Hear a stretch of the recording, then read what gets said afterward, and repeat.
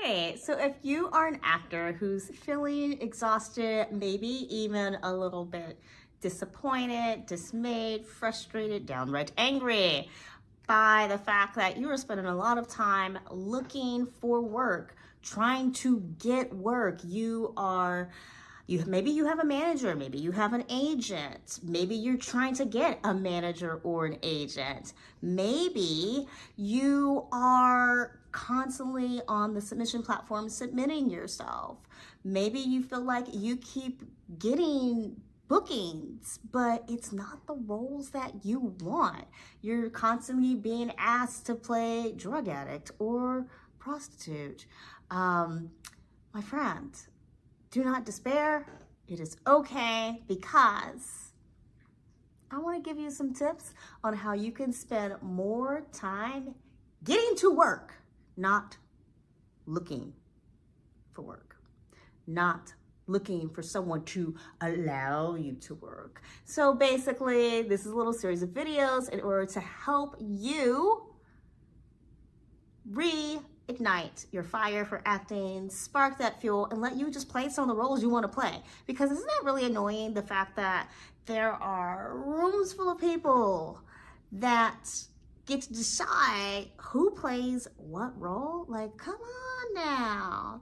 You know you could totally play that role, your dream role. That's the role you can play, and you want to do it, and you want to stop constantly playing the homeless drug addict. Not that I'm speaking from personal experience. My name is Ray, and I'm from Choreography by Ray, an online performing arts and technology center. I am a professional actor and acting coach, and I have also done lots of productions. So I could say I'm a producer, I'm a director, and a writer as well. And a lot of my favorite work has been works that I've created. Because look, if somebody gonna believe in you, it might as well be you, okay? Maybe your parents believe in you. But actually, after a certain point, parents just give up. And they're like, whatever. Whatever. Yeah, whatever you want, that's fine, sure. But being an actor can be confusing. It can be frustrating. It can at times feel lonely. You know, your friends who maybe went to university to enter into other fields that seem to have stability.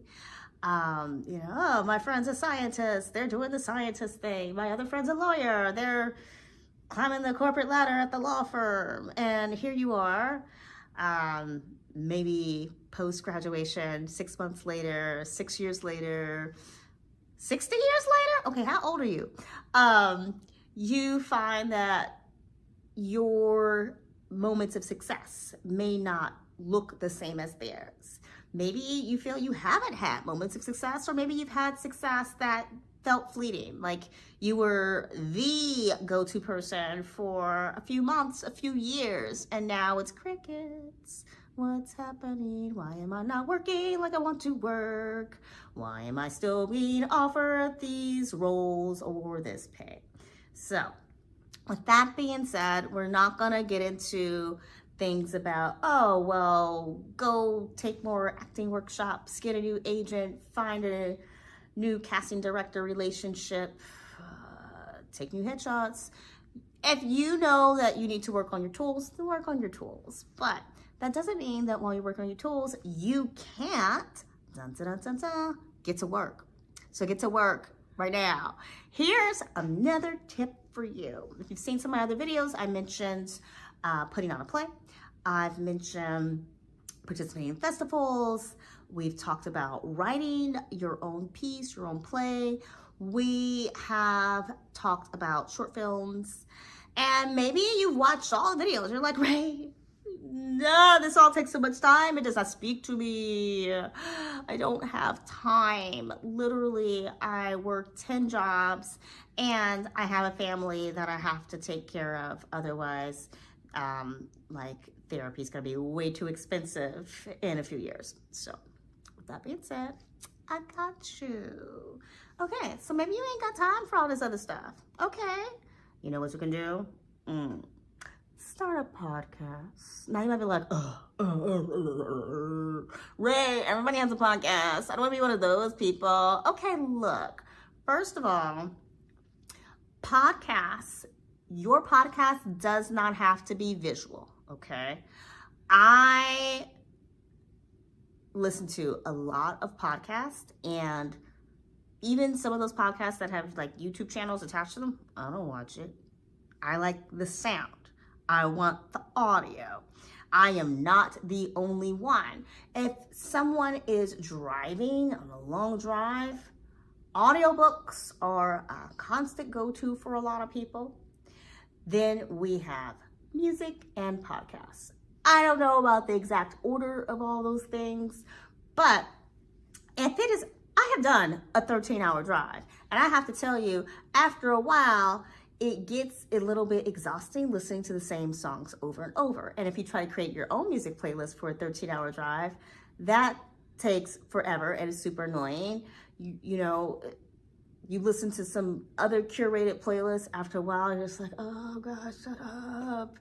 And with audiobooks, unless you're picking like War and Peace or something, the audiobook may only last 10 hours. You still got 3 hours to go, right?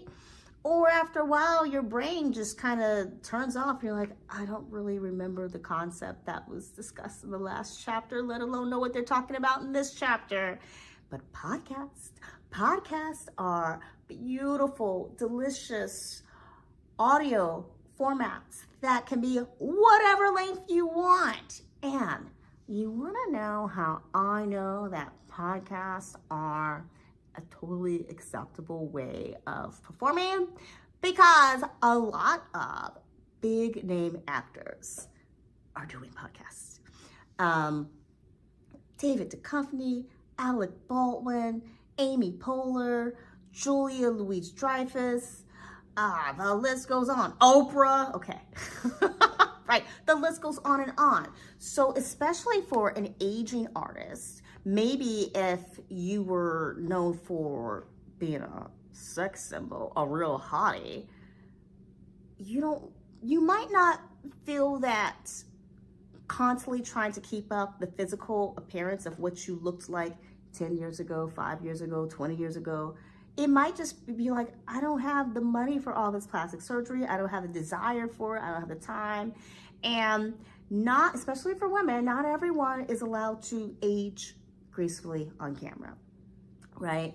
You're like, oh my gosh, I just want to be the next Betty White. But maybe, people are like, contact us again when you are another 20 years older. And you're like, wait, what? Come on. You mean you can't, you want to actually wait till I'm older and then stick a wig on me to make me look slightly younger? What sense does this make? And so, with that being said, you can create a podcast and keep working. Yay! Even men find it hard to keep up with the, physical standards within the industry. Now, you don't have to just do a podcast because of physical standards, but just letting you know that podcasts are totally legit, and there is a contract within the Actors Union for podcasts. I know Actors Equity has a contract. SAG might have a contract too. I'm not 100% sure on that one. But it's something you can look up. So what do you need for a podcast? Well, unlike everything else that I've mentioned, you don't necessarily have to have a cast. Okay, so we've talked about how to get around a venue for all the other formats. You usually need a format, a venue, a script, cast, crew, all these things. Podcasts, you can do you. It can just be you. You don't have to have a venue. Of course, the better sound equipment you have, the nicer your podcast will sound over people's speakers, and the more people will want to listen to your podcast. That's a given. However, don't go out and buy an expensive, Shure microphone and pop filters and all this stuff. Use what you have. If all you have is a smartphone, use your smartphone and go online and get a little $30 lavalier mic or some kind of little external mic that you can attach to your smartphone, okay? Now, I know someone who ran the podcast for two different big companies for a couple of years, and they offered all kinds of equipment, and this person was like, no, I'm good, and we just like slapped down their smartphone.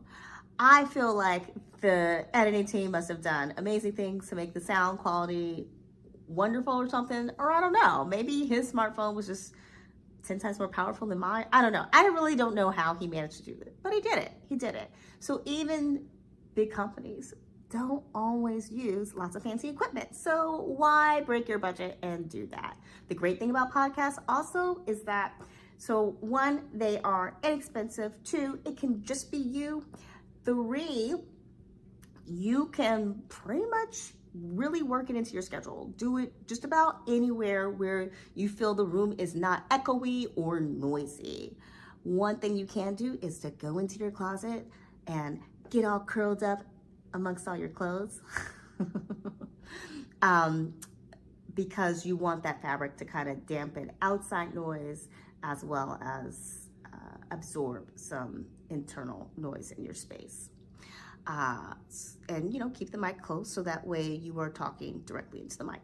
You can use free online software or inexpensive apps on your phone or software on your laptop to go ahead and edit your podcast. Now, there are podcast hosting platforms like Buzzsprout, where you can edit the podcast in the platform.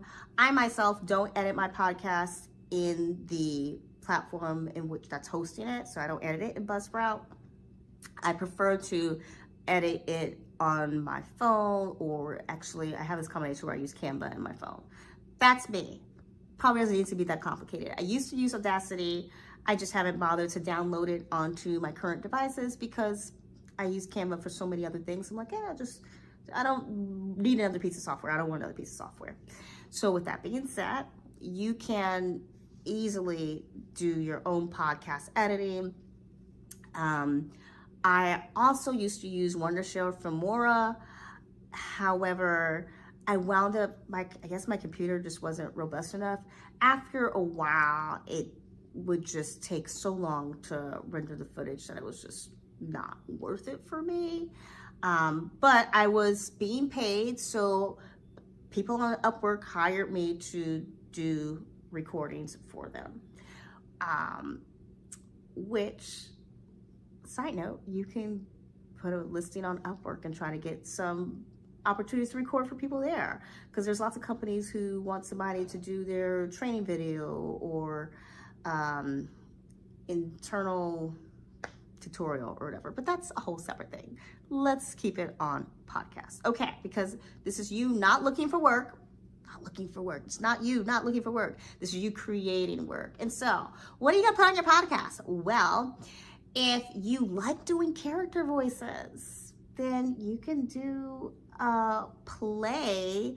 You can do, like we talked about before, works that are in the public domain. So something that's already been published and world known, and you can do a podcast where you do different voices for those characters. One of my favorite podcasts is done by Hugh Bonneville, and it is Sherlock Holmes, and he reads Sherlock Holmes stories, and he just does a slight little change in his voice to represent different characters, but nothing over the top, which is super fun for me. And I get so lost in the stories, and then sometimes I'm like, no, I'm supposed to study his craft, right? But it's wonderful. I love it. But if you like doing major voices, then do major voices on your own podcast, right? Another thing you could do is seek out scripts from writers.